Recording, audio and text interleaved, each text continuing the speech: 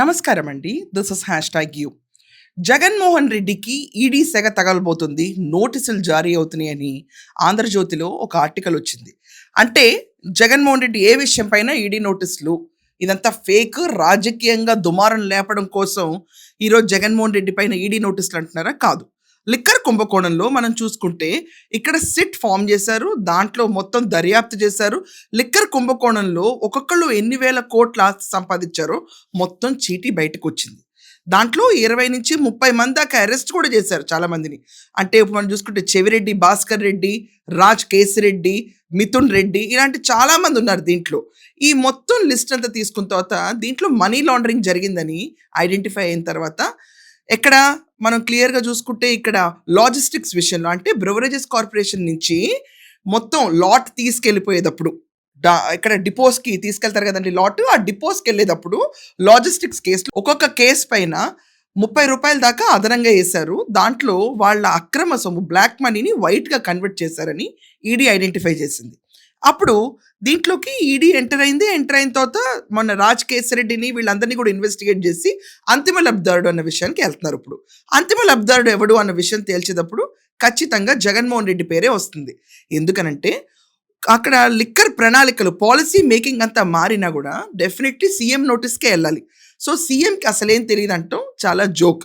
అది కాకుండా జగన్మోహన్ రెడ్డి చుట్టుపక్కల ఉన్న అతని పిఏ కేఎన్ఆర్ అవనిండి, లేకపోతే ఓఎస్డీస్, లేకపోతే కృష్ణమోహన్ రెడ్డి, ధనుంజయ రెడ్డి వీళ్ళందరూ కూడా దాంట్లో ఇన్వాల్వ్ అయి ఉన్నారు కాబట్టి జగన్మోహన్ రెడ్డికి ఈడీ పిలుపు వస్తుంది.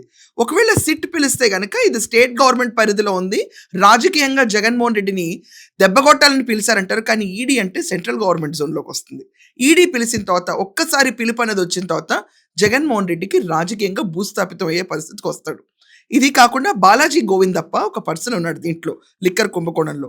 భారతీ సిమెంట్స్ శాశ్వత డైరెక్టర్ కింద ఆ క్యాండిడేట్ ఉన్నాడు. ఈ విషయంలో అతను కూడా డబ్బులు సరఫరా చేయటంలోనూ దాని తర్వాత మొత్తం హ్యాండిలింగ్లో వ్యవహరించాడని సిట్ ఇక్కడ వాళ్ళు పేర్కొంది. సో ఈ సెగ తాడేపల్లి ప్యాలెస్కి తగలబోతుంది. తాడేపల్లి ప్యాలెస్లో జగన్మోహన్ రెడ్డికి ఈడీ నోటీసులు వెళ్తాయన్న వార్త బహిరంగంగా వచ్చేసింది. అండ్ ఈడీ దూకుడు పెంచినట్టు లాస్ట్కి అంతిమ లబ్ధిదారుడి దగ్గరికి వెళ్ళిన డబ్బుల గురించి సోదాలు మొదలుపెట్టింది. ఇదే తరుణంలో జగన్మోహన్ రెడ్డి అర్జెంటుగా ఢిల్లీ వెళ్ళి నరేంద్ర మోడీ గారిని కలవాలని అపాయింట్మెంట్ సీకింగ్ కోసం పెద్దిరెడ్డిని, మిథున్ రెడ్డిని ఎంగేజ్ చేశారు అన్న విషయం నిన్న ఆంధ్రజ్యోతిలో వచ్చింది. జగన్మోహన్ రెడ్డి కనుక ఒకవేళ కలిసి నరేంద్ర మోడీని రిక్వెస్ట్ చేస్తే ఇతను ఈ కేసు నుంచి బయటపడిపోవచ్చు కదా అన్న ఆశతో ఉన్నట్టున్నాడు. ఇప్పుడు నడుస్తుంది కూటమి ప్రభుత్వం, అంటే టీడీపీ, బీజేపీ, జనసేన కలిసిన ప్రభుత్వం. చంద్రబాబు నాయుడు గారు ఈ న్యూస్ అయిన వెంటనే ఐ థింక్ నిన్న ఆయన వెళ్ళి నరేంద్ర మోడీ గారిని కలిశారు. కలిసి భోగాపురం ఎయిర్పోర్ట్కి లాంచింగ్కి రమ్మన్నారు. అలాగే అక్కడ చూసుకుంటే డీలిమిటేషన్ అండ్ మహిళా బిల్లు గురించి ఎలా చర్చించాలి అనే విషయాలపైన మాట్లాడుతూ అంతర్గతంగా కొంతసేపు వరకు అక్కడున్న పక్కనున్న మినిస్టర్స్ అందరినీ బయటకు పంపించి జగన్మోహన్ రెడ్డి కేసు గురించి డిస్కస్ చేశారన్న వార్తలు బయటకు వస్తున్నాయి. అంటే జగన్కి ఇప్పుడు ఈడీ నోటీసులు ఇస్తున్న తరుణంలో అతను మోడీ గారి అపాయింట్మెంట్ తీసుకుని ఆయన కలుద్దామన్న ఉద్దేశం ప్రకారం ఇక్కడ కార్యకర్తలు ఏమనుకుంటున్నారు, కూటమి నేతలు ఏమనుకుంటున్నారు, ప్రజల ఆగ్రహం ఎలా ఉంటుంది అన్న విషయం పైన ఆయన వివరణ ఇచ్చినట్టు తెలుస్తుంది. జగన్మోహన్ రెడ్డికి అయితే ఇప్పుడు దాకా అపాయింట్మెంట్ దొరకలేదు. ఇకపై దొరుకుతుందా లేదా అన్న విషయం కూడా పెద్ద సందేహంగా ఉంది. ఈ వారం జగన్కి ఈడీ నోటీసులు వస్తే, ఒక్కసారి ఈడీ నోటీసులు వస్తే అతని పైన సింపతి ఫ్యాక్టర్ అనేది పూర్తిగా పోతుంది. జనాలు ఏమంత పిచ్చోళ్ళు కాదు. ఇది వరకు కూడా జగన్మోహన్ రెడ్డి పైన పాత కేసులు ఉన్న విషయం పైన సెగ తగులుతుంది అనుకున్న ప్రతిసారి మోడీ దగ్గరికి వెళ్ళేవాడు. కానీ 2024 ఎలక్షన్స్ ఓడిపోయిన తర్వాత ఇది మొట్టమొదటిసారి ప్రధానమంత్రిని కలుస్తాను అని చెప్పి అతను ఒక రిక్వెస్ట్ పంపించడం through Mithun Reddy and Peddireddy. So ఇప్పుడు మనం చూసుకుంటే ఒకవేళ బీజేపీ అపాయింట్మెంటే ఇచ్చారనుకోండి, ఇది ఆంధ్రప్రదేశ్లో బీజేపీకి పెద్ద బ్యాక్లాష్.